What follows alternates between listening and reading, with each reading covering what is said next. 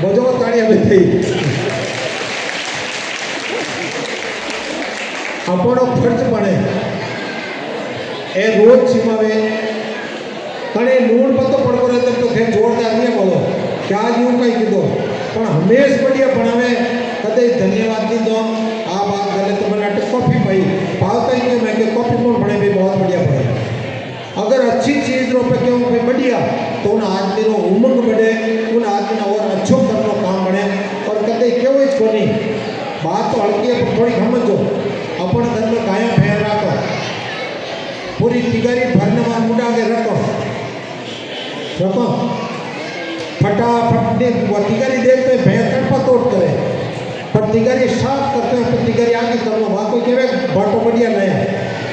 ये बढ़िया जीवन जीवावे उन्होंने भैंस जीव आपे दबा कर मैं पाचो धन्यवाद दी दो अपन मैंने पशु में फर्क को नहीं इन वास्ते माता मैंने खाना बनावे धन्यवाद जाना ही चाहिए बोलो आई माता की